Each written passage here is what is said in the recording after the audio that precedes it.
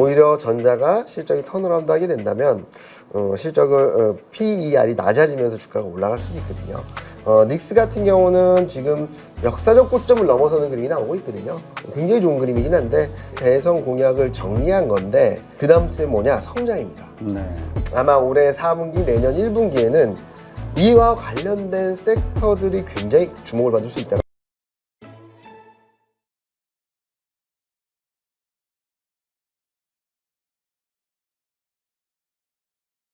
자, 지금 이렇게 좋은 장에서 네. 또 지금 뭐 추경에 대한 얘기가 또 있고 뭐 금리 인하에 대한 기대감도 있고 하여튼 유동성이 계속 공급될 거라는 생각들 때문에 기대치가 높아졌어요. 또 정책의 의지, 네. 정치인들의 의지도 높아졌고 그러다 보니까 지금 이럴 때 사야 되는 주식이 가치주냐, PBR 낮은 아니면 네. 우리 소위 성장주를 사야 될 것이냐, 막 이거 아주 어렵죠. 좀 너무 힘들어하는 거예요. 고민이 그쵸. 되는 거죠. 저희도 그 부분에 대해서 굉장히 고민 많이 하고 있는데 일단은 요 그림을 하나 보여드릴게요. 이 파란색은 순수 가치주 대비 성장주 상대 강도, 회색은 가치주 대비 성장주 상대 강도인데 이게 작년 말부터 꾸역꾸역 올라오고 있습니다. 그래도 뭐 2000이나 몇몇 종목들이 좀 안 좋긴 했지만 그럼에도 불구하고 성장주들이 계속적으로 주목받아 왔다. 라는 정도로 볼 수 있을 것 같아요. 그래서 가치주라고 한다면 대표적으로 금융, 지주사 이런 쪽들이 있을 거고 뭐 자동차도 있겠고요. 성장주라고 한다면 반도체, 인터넷, 제약바이오, 2차전지, 최근 들어서는 뭐 방산이나 이런 항공우주 관련된 쪽들도 성장주로 평가받을 수 있겠죠. 이런 흐름 안에서 저희는 계속적으로 성장주 쪽을 바라보되 성장주 중에서도 하반기 실적이 좋아지는 업종 플러스 정책 동력이 들어와서 예상보다 좋은 실적들을 계속 보여줄 수 있는 업종들을 관심 있게 바라봐야 되지 않을까 하는 생각을 합니다. 막연하게 성장주 가치주보다도 저는 실적이다 라고 생각하고 있거든요.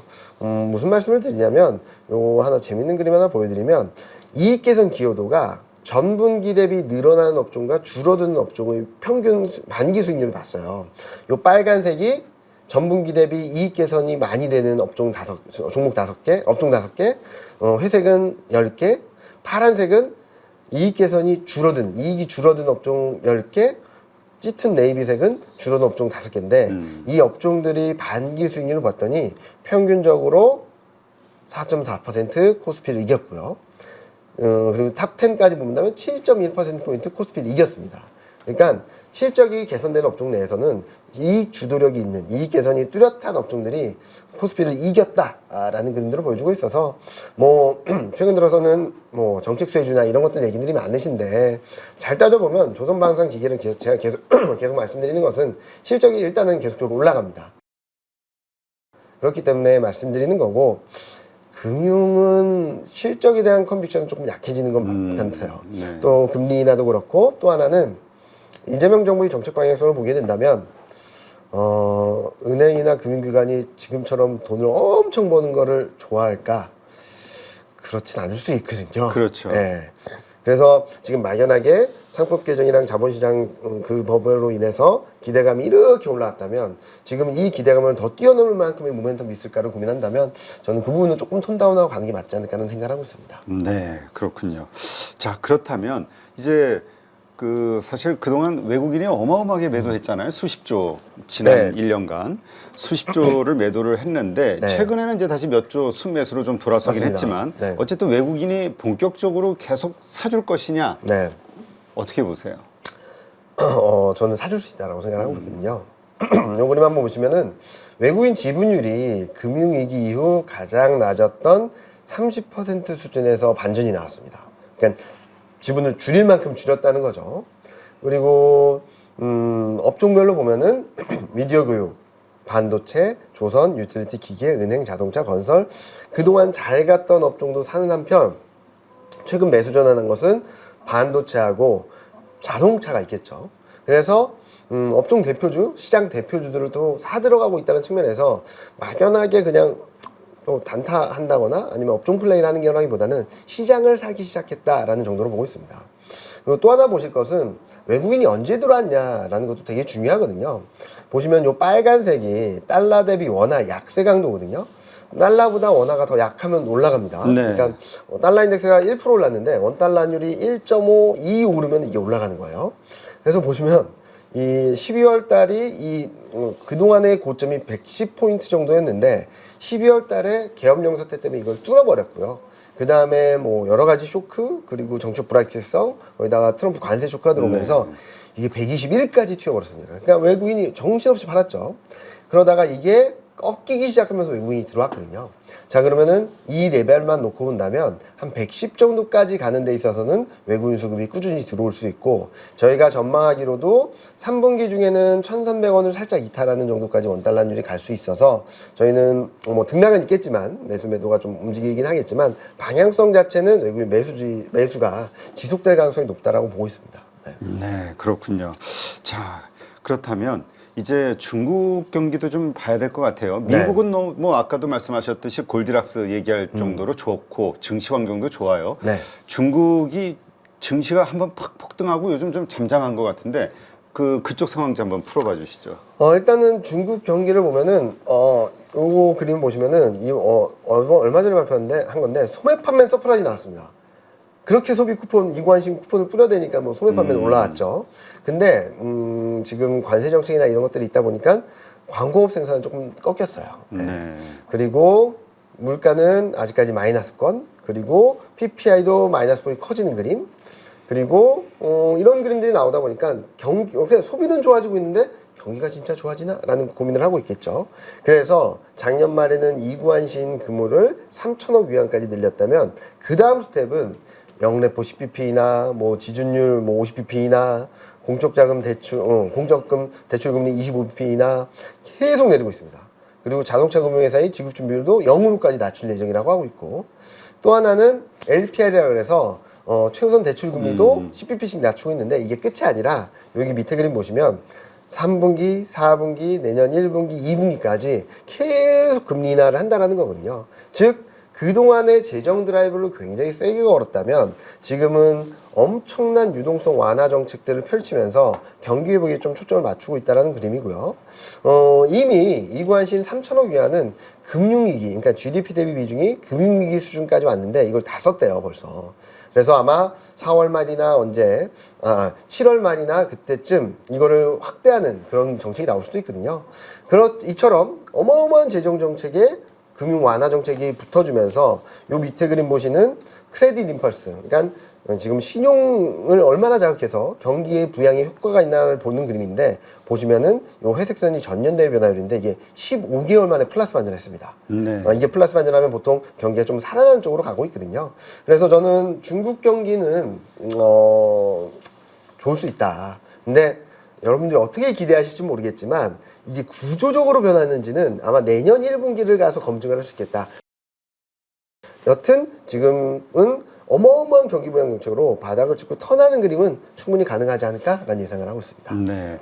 자, 우리가 중국에 대해서 이렇게 관심을 갖는 이유는 중국에 우리가 또 중간재 수출을 많이 하니까. 네, 맞습니다. 특히 중국 경기가 좋으면은 기대하는 게 이제 철강 화학 같은 이쪽이잖아요. 이쪽 섹터가 지금 상당히 안 좋아요.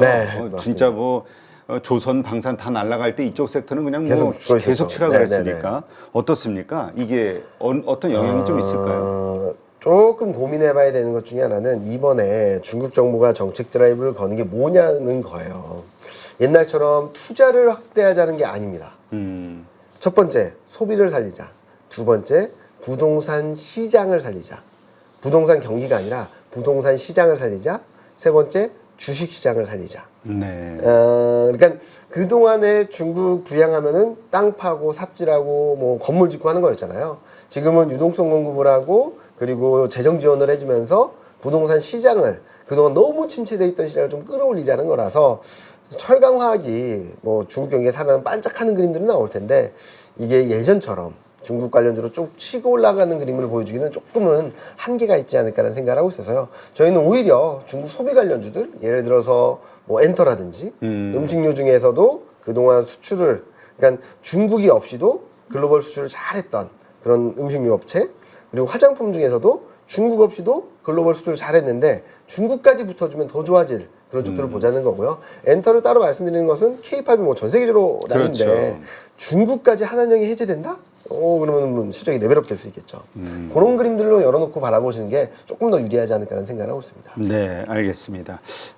또 이렇게 힘을 못 쓰고 있는 섹터 중에 하나가 반도체죠. 우리의 전통적인 주도주 섹터였는데 네. 삼성전자, 하이닉스 보면은 SK 하이닉스는 정말 좋아요. 이보다 네. 더 좋을 수는 없다. 맞습니다. 삼성전자 이제 뭐 HBM3 그 AMD에 AMD 랑, 납품한다. 뭐 브로드컴 납품한다. 예, 뭐 이런 얘기가 나오면서 좀 약간 반등은 네. 있지만 시장이 그렇게 열광하진 않는 것 같아요. 네. 일단 이 반도체 섹터 좀 풀어주시죠.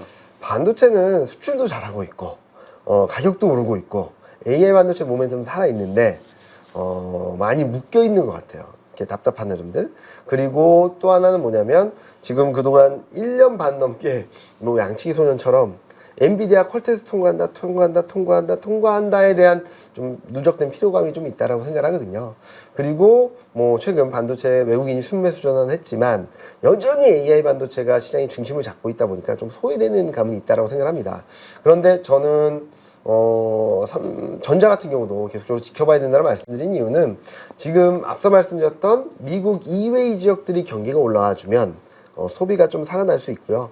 또 하나는 앞서 말씀드렸던 이구환신이라는 중국의 재정 정책이 그동안에는 뭐 그 보조금 대상이 자동차, 가전, 가구였는데 올해 초부터 IT 기기가 들어갔습니다. 네. 그래서 핸드폰, PC, 스마트폰 뭐 여러 가지 들어가고 있어요.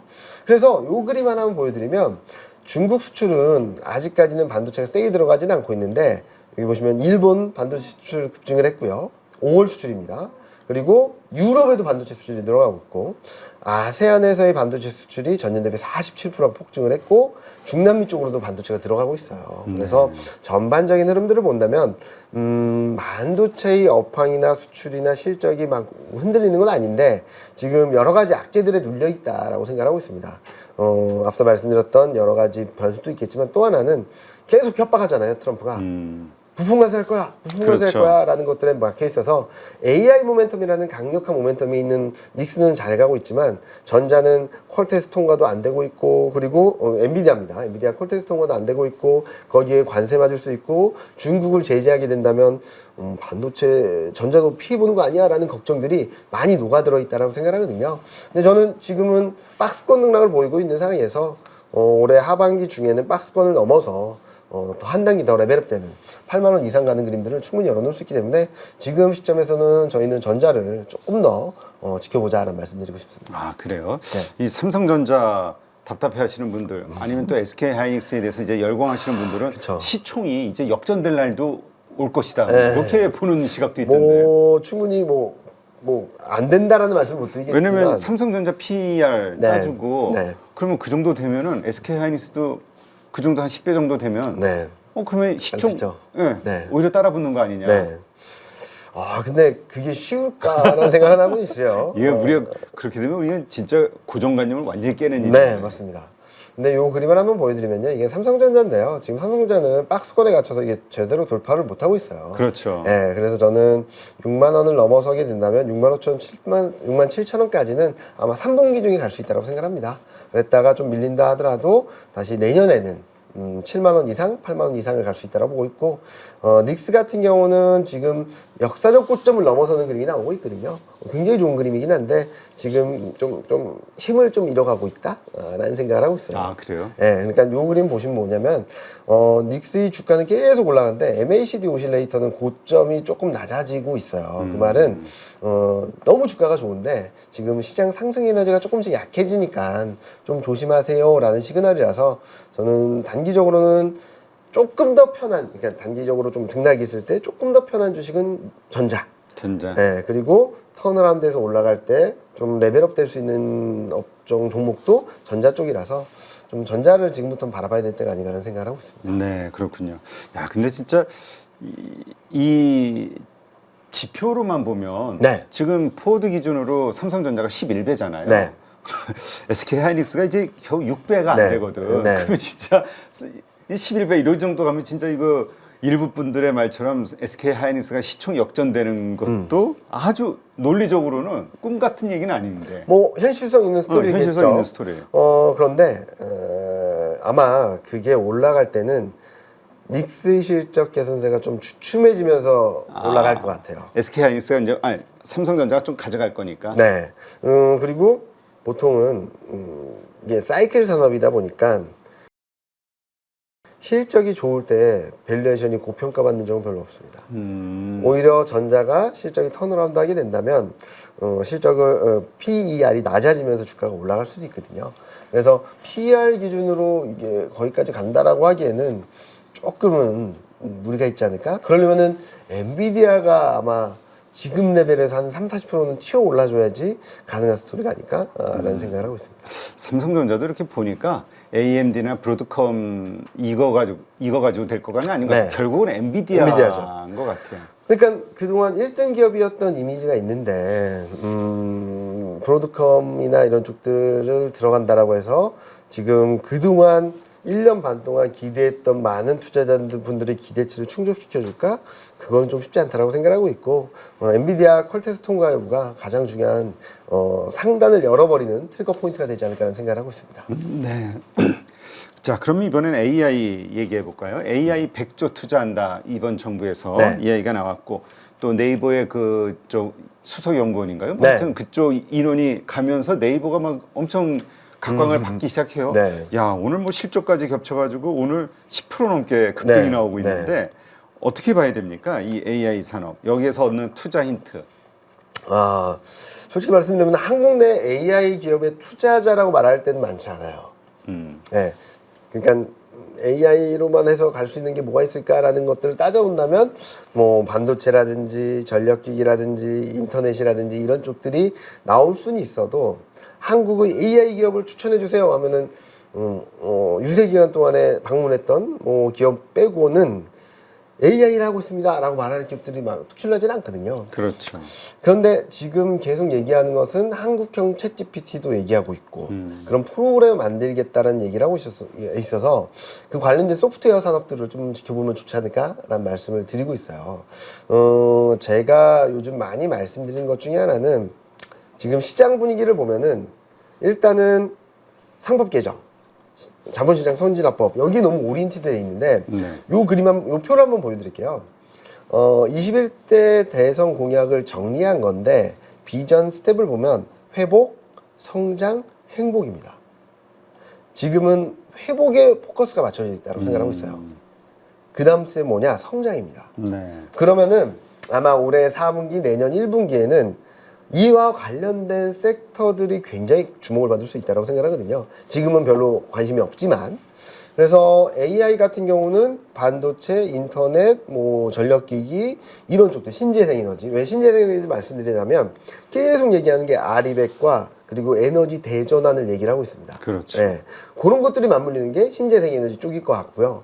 그리고 또 그동안에도 잘했지만 더 잘하라고 하는 것들도 반도체 2차 전지도 있고 그리고 또 하나 볼 수 있는 것은 방산입니다. 방산은 스마트 국방이라고 기치를 내걸고 있고 그동안 잘했던 수출 지원 계속할 거다. 조선도 마찬가지고요. 그래서 이런 것들을 종합해서 보면 AI 플러스 알파 전략들을 가져갈 수 있는 게 굉장히 많은데 이 교집합에 있는 게 반도체, 전력기기, 인터넷, 신재생에너지 쪽이 아닐까라는 생각을 하고 있어서 그런 것들에 좀 포커스를 두고 바라보시면 좋겠다는 말씀드리고 있고요. 제일 아쉬운 부분이죠. 한국의 대표 AI 기업을 말해주세요 라고 하면은 딱히 없거든요.